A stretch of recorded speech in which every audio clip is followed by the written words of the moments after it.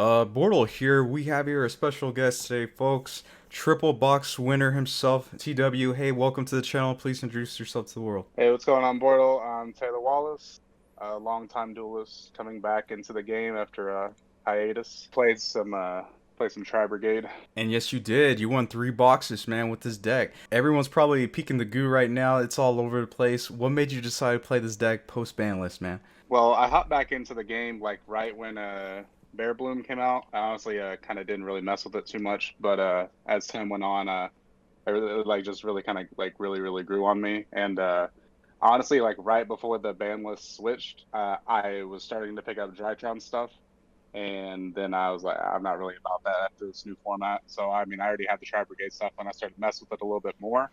And I was like, man, I really like this deck. I just really like it. Before we start the actual deck profile aspect of this video, would you like to do some shoutouts? Yeah, shout out to Epic Cards and Games, Robert McNett, pretty much everyone from Epic. That's a big list. Tam Neal, Scott Page, Donnell Washington, Colin Bradshaw's, and that'll be it for now. Yeah, so without further ado, please take it away with the rest of the deck profile, man. All right, so we're gonna lead with 3 Fractal, 3 Nerval, 3 Kit, and then I'm doing 3 Karis. I know some people are the ratios are they do 2 on one of them typically. I'm maxing out on all of them for the typing because it's a beast warrior wing beast deck, and I want as many names or as many types of those as I can, so I can have more consistent pitches with Karis. Um, After the Tri Brigade monsters themselves, we're going to move on to the ancient warrior part.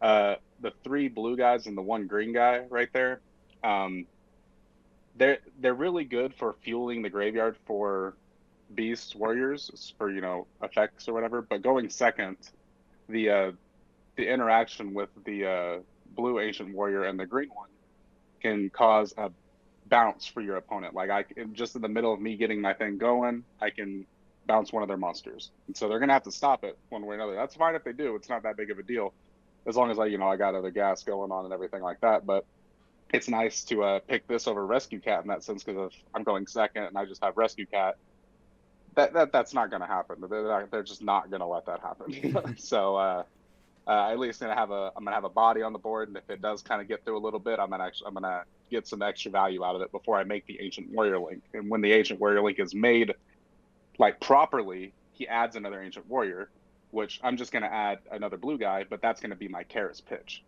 So that's an extra consistency right there.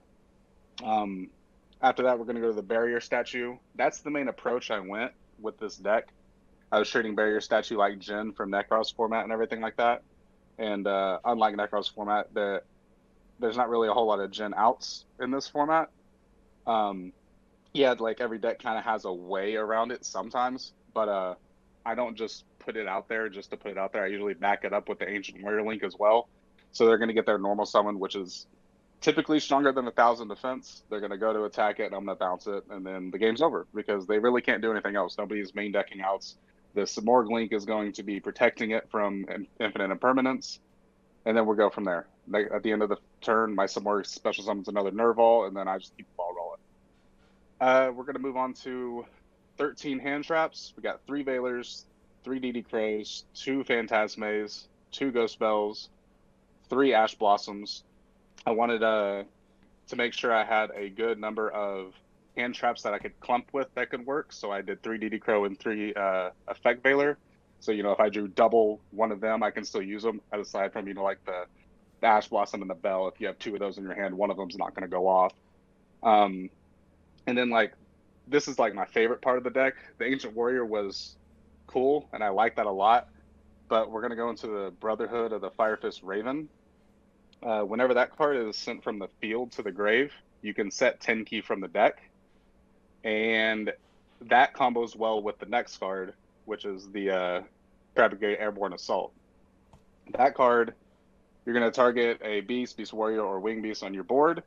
Special summon from your deck a different type than you targeted with less attack. All of my monsters are going to be able to special summon Nerval from the deck, because that has 0 attack, and none of them are wing beasts for the most part, except for DD Crow. A lot of times I've already used Nerval at that point. So if I special summon a Nerval from the deck to keep going or whatever, I'm not going to get too much value.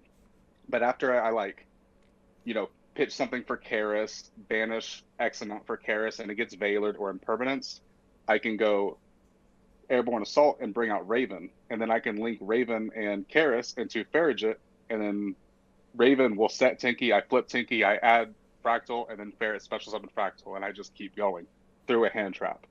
And an added bonus, whenever I bring out Raven off of Revolt and it links into Omen or whatever, I'm setting another Tinker. So it's just a lot of added extra consistency, and it pretty much busts Airborne Assault open. It lets me play through hand traps a lot. Nice card right there, and it's a 3 of 2, so I appreciate you playing this card. It came from Phantom Rage, really nice. Yeah, it's a lot of people don't use it. I don't want to say I don't know why. I wasn't using it up until, honestly, this tournament. And then, I guess I won. I did win because of it, straight up. I don't know. I don't know why I wasn't using it. Yeah, I can't speak on everybody's behalf. Hopefully it picks up some traction. It's a very, very good card.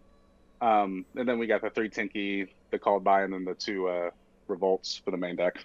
Yeah, I'm not using any Pot of Desires or Pot of Prosperities. Not really. I really don't like Desires. I have quite a few 1-ofs in this deck that I definitely don't want to hit. And Prosperity, I have a pretty tight extra deck. I don't, aside from like the Abyss Dweller and like the Harpy Channeler, I really don't want to get rid of any of them, honestly. Pot of Prosperity isn't exactly a typing for Karis. I know it can get me one and everything like that. Like, I want to be able to make sure I have a good, consistent ratio of always having a Karis pitch as much as possible. Yeah, I don't always get that whenever I run Prosperity. And I'm definitely not, I'm definitely just not going to run Desires. Not going to happen. Would you like to run through the extra deck? Yeah, extra deck. We got 2 Ferrets, or 2 Farraguts, 1 Bear Blossom, Bear Bloom, whatever he's going by. A Rugal, 2 Ominous Omens, 2 Double Dragon Lords, Ancient Warriors. I have to run 2 because, you're going to make one the way every other Tri-Brigade deck makes it, but I can make the other one naturally by its actual requirements because I actually run Ancient Warriors. The Almirage, just in case, I open up the kit and the Nerval, and then I can open up Raven and go into it. Essentially, opening up Raven is basically opening up Nerval. I'm just going to normal summon and go into Almirage, same thing. Harpy Conductor, because as I said before, my main approach is going to be the Simorgh link. Sometimes a hand trap will almost get them there, and then I'll just banish 2 for a Harpy Conductor, and then I can go into Simorgh that way. Appaloosa, I don't make Appaloosa too much this format. It's still a very good card. I don't think it's wrong, per se, to make it going first. I just think Bear Statue with Protection does more. So honestly, when it comes to Appaloosa and Bear Blossom searching the trap, I really don't do either of those too much because I want my ending board to be some more Summon Barrier Statue, and I have to pick and choose on that. But it's still there because, after, if it's really a game of Yu-Gi-Oh, if the hand traps don't get them there, if the Barrier Statue doesn't blow them out, then we're actually just playing the game. When I get them down to 3-4 cards, I can slap that on the board, and then that's going to pretty much end the game for me. Access Code Talker for killing. I'm really not good at that with this card. I always do the math wrong and leave them with like 200 life points, but it's there because it is good. The Desperate Doom Eagle, just for niche scenarios whenever I can go for game or I just want to have graveyard interruptions. The Simorgh for doing Simorgh things, summoning the Barrier Statue. And then Abyss Dweller. Haven't made it yet, but I can make it, so it is there. And if I do make it, it's going to be, with the Ancient Warriors, and he's actually going to have the 500 buff because one of them's a water, so that's cool too. That's pretty perfect. Love the explanation on the Dweller. It can potentially get that little boost, yeah. As far as your side deck goes, it's pretty much every local's like different, and it's kind of standard, but I mean, you do have some sweet text in there. Would you like to run it? Yeah, so the standard, essential 5 spots for, back row disruption going second. I got the Red Reboot, the Harvey's Feather Duster, 3 Twins. I'm picking the Twins over the Lightning Storms because I want it to be more interactive in the case I'm facing Imperial Order. 3 Nibiru, really good hand trap, not really good going first, so, it's got to be here. Got to have 4 slots for going first. I got my Imperial Order and 3 Solemn Judgments. Solemn Judgments over Solemn Strike in this case because I am able to get away with just summoning Simorgh and then summoning the Barrier Statue with no protection, but Solemn Judgment can negate their normal summon. So that's what I'll use that for sometimes.